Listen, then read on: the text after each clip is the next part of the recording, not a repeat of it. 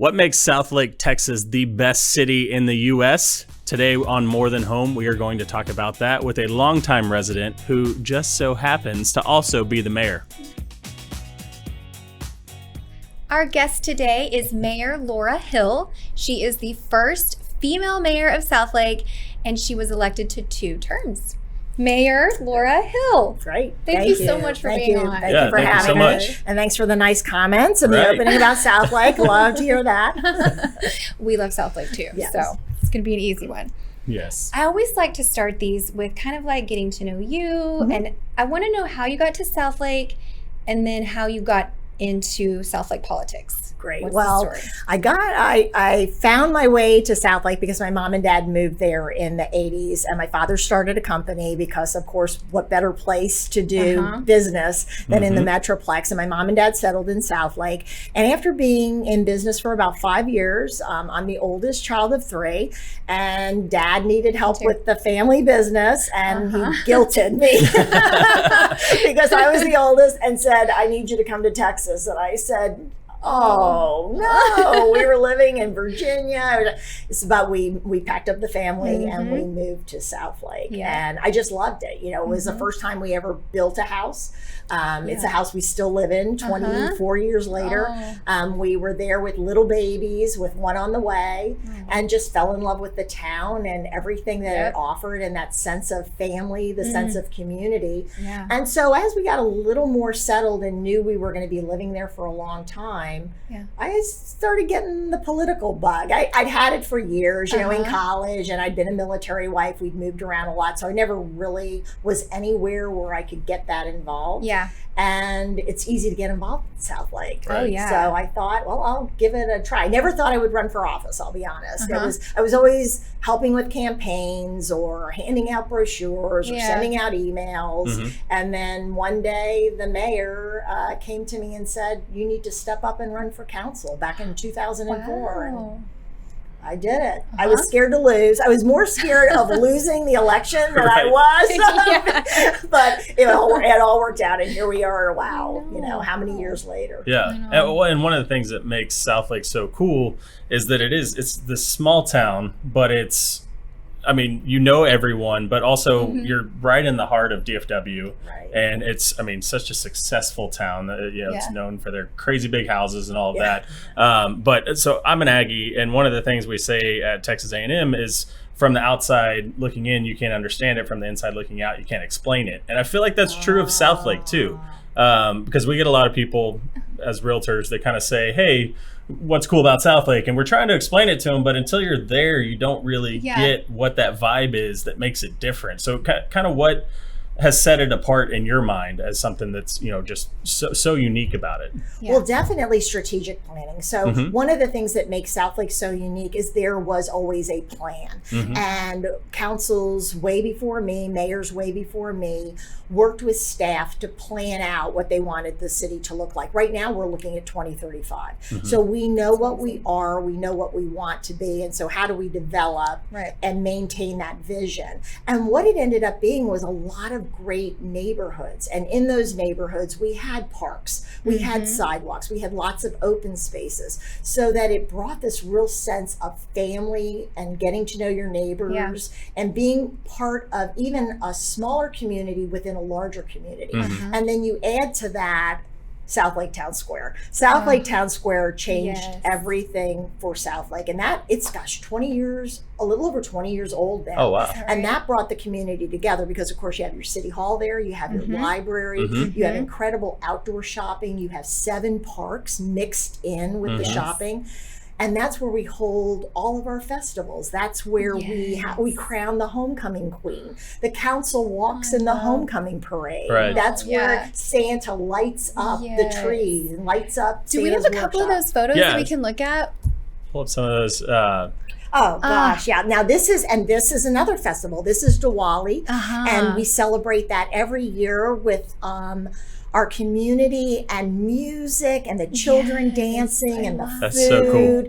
And you see, so that park is actually right in front of Town Hall, and that's a city park. And so we opened that up for Art in the Square, Oktoberfest. Is that Oktoberfest? Yeah. Oh, this is Art in the Square. Art in the Square. And you have artists from all over the country that come to sell their art. Yeah. And that's like your office is right there. Oh, yes. So looking all right up like, on the that's balcony. Town Those three Hall. windows right there. Yep. I do have the best real estate in Southlake. It is such a good view.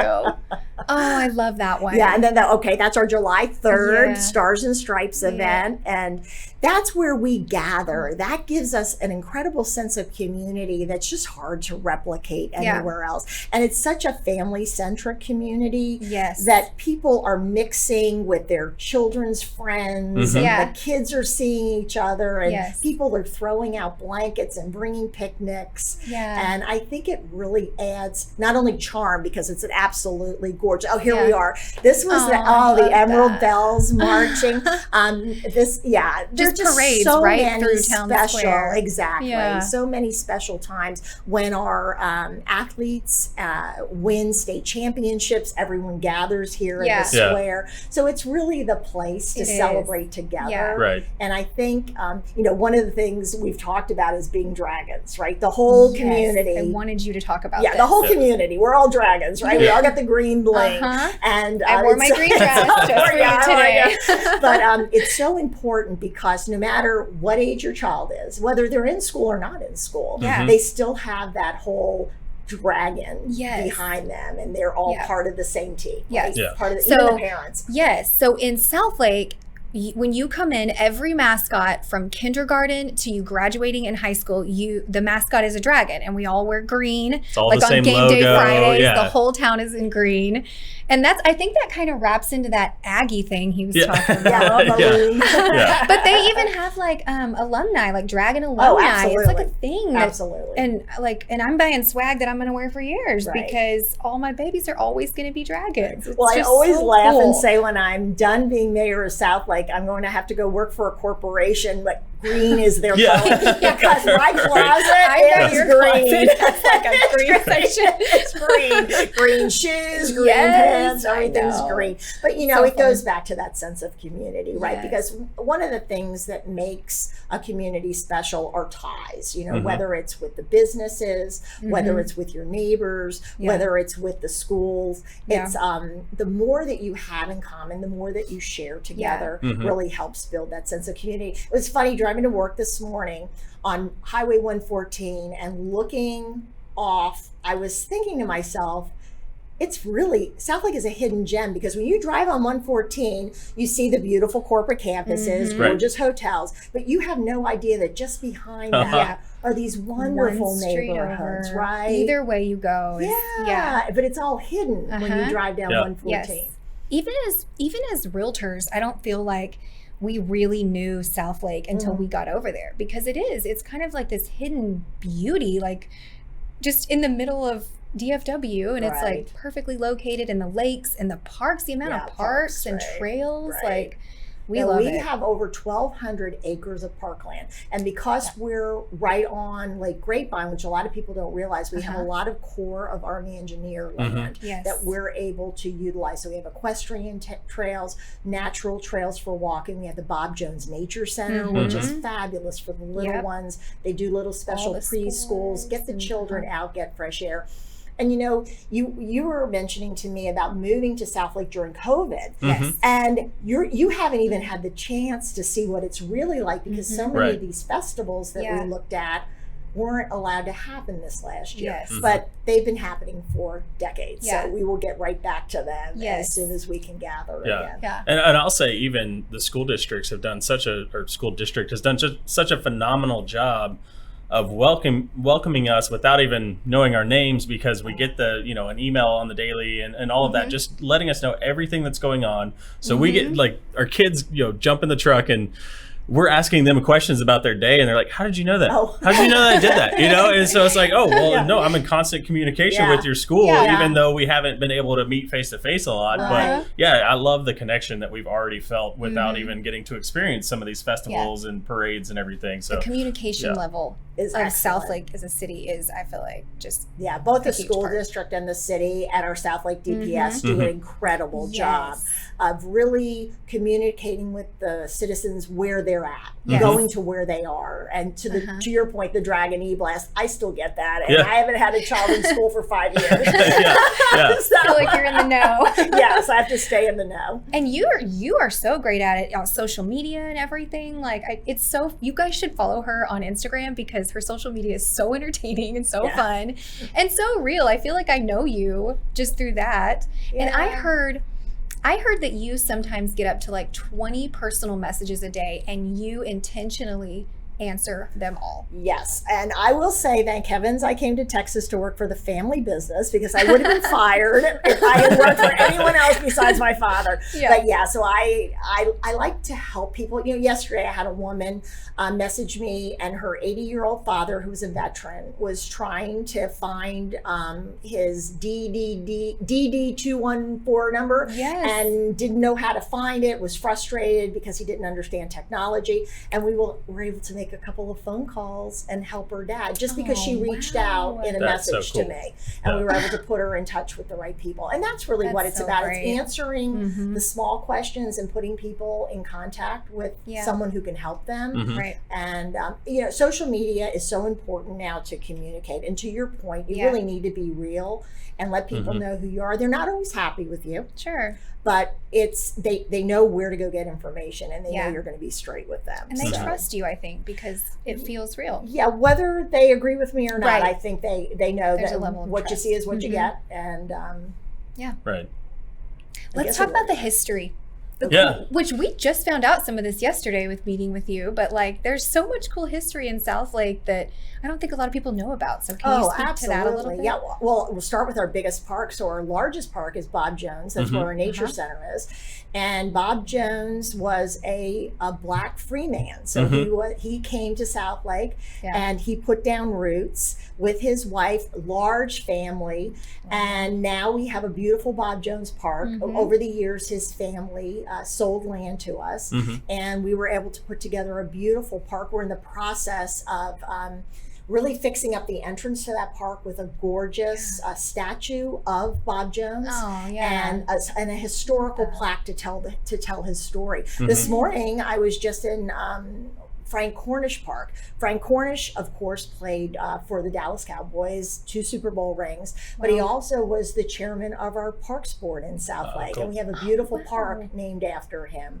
And the history, it's so interesting. We're getting ready. We just approved a new piece of art to go on some property that was an old airplane field back in the old days. If you imagine where Town Square is, planes used to come over the old Town Square and land in the field across the street. Really? So we're in the process. With the big fountain, the field out front? Yes, my gosh. So we're in the process of doing a new piece of art that kind of speaks to flight, speaks to the early days. And of course, gosh, Bonnie and Clyde had a shootout where the Verizon building is on North 114. We have the old Parker, her mom and dad's old Parker home is Bonnie's. Yes, Bonnie Parker. Her parents. Her parents lived right north of on Dove Road, and that the home isn't there anymore, of course, but I heard the old well is still there, and I heard there might be money down there. You have no idea. You got to check it out. So, got to move to Southlake before you're allowed to look. So that's the rules. But well, if you've seen Lonesome Dove, so much of that happened right there in what is now Southlake, in the old Lonesome Dove's church, and it's really fascinating. My mom's gonna love that. That's her favorite movie. Yeah, that's really cool.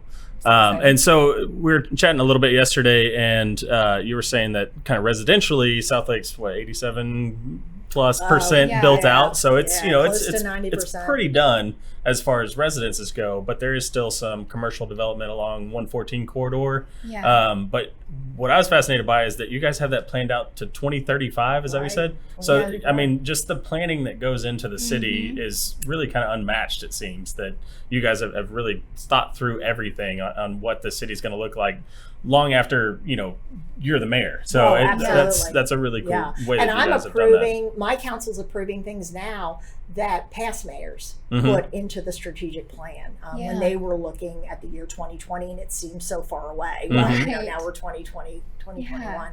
So yes, what you see is what's available in Southlake, and it's not much. It's that 114 corridor where we have large parcels of land. We recently had TD Ameritrade. We had Veraspace take over one of the buildings in Solana, and a lot of people don't realize part of Solana is in Westlake and part of Solana is actually in Southlake. So really that's all we have left. As far as residential property, it's those very odd pieces that were never developed for a reason. Right. So everything that we're looking at now is complicated. Right. Complicated. Yeah, you were saying a lot of parceling is going on. A lot of That's kind of parceling, the only way that new construction can really come in at this point. Right. Yeah. Knocking down, we're seeing some older homes on larger pieces of property being knocked down, and maybe 2 homes being put on 2 acres, or we've been very lucky because the density is so low in Southlake. People really value the large properties, the large, the neighborhoods with lots of open space, and they really value that land. And we've kept to that plan. That was a long time in